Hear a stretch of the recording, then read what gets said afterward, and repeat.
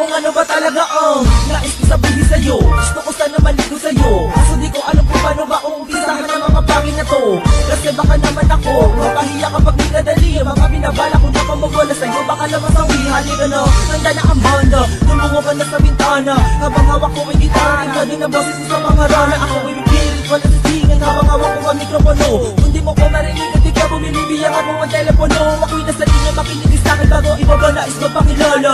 Ako pala si Abaddon, isang tunay na pinagpala. Dahil nakita ko na ang sagot sa aking mga katanungan. Higit pa sa di ko balitang hintanay na kagandahan. Para bang isang diwata, ikaw ang kulay sa aking talata. Ikaw ang salita na di ko matimpa sa bawat tugma na kabanata. Ano mo ay anghel, isa kaliwanag sa ridas na madilimi. Yung binalik sa may pastulan na naligaw na ito pakikinig na lamang. Ikaw, walang iba, ang siyang nagbibigay sa akin ng sigla. At kahit na alam ko na parang langit, di ko maisip kung sa paanong paraan malalapitan at mapadama ang pagmamahal kong ito. Sana'y malaman mo ang suyog kong ito ay totoo. Pinipilit kita na maabot ang ikaw pa man ang ating pagitan. Pinipilit kong gumawa ng liham kahit ang sulat ko ay may kapangitan. Pinipilit ko na makarating at maiparating sa iyo ang balita. Ano man ang pilit ko, anong saysay kung di mo nakita. Naliligaw ako sa iyo kahit may halata na may bola. Sinusuyo kita gamit ang salita na makulay na parang krayola. Ginagawa ko ang lahat para lang maiparating sa iyo na ang buong pagkatao ko.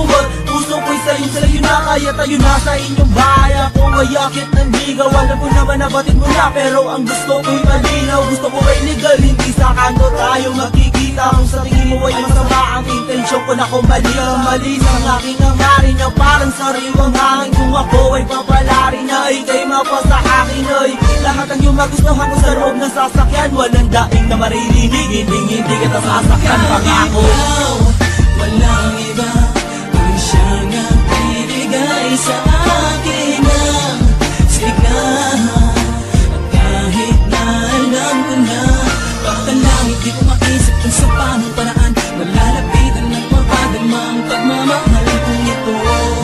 Sana'y malaman mo ang suyog kong ito ay totoo. Hinalakulaan lahat na roses mula pa sa hardin ni Adan at Eva. Sinaulo na ang lahat ng tulad na makataan naman ang tema. Sinuot ko na bagong gamit, wala na itong kadrason, wala ng teka. Kabisado ko na ang mga radaga, pero masandali lang yung tenga. Makinig ka sa akin mabuti, walang Ingles, purong Tagalog. Napakalakas ng aking dating sa aking suot na barang Tagalog. Pwede ko mamahawakan ng iyong kamay, suot mo ang sing-sing na sinipis man ng tinggi. Pero sa gitna ay merong bling-bling. Alay ko sa'yo, binagtanda ng aking pag-ibig. Kahit alam ko na kalangis di hahalos sa tubig. Ano pa man ang sitwasyon, meron pa rin akong paliwanag. Ang pagtingin ko para sa'yo, parang araw na di matinag. Paalam na di nakita ka kulit, di pa sa harap ng iyong tindahan. Di nakita ka kausapin pag tayo nasa tambayan. Di nakita kulit tatanawin, di na makita kasintahan. Gusto ko kasalanan, kita na lang tayo sa simbahan. Ikaw, walang iba, ang siyang nagbibigay sa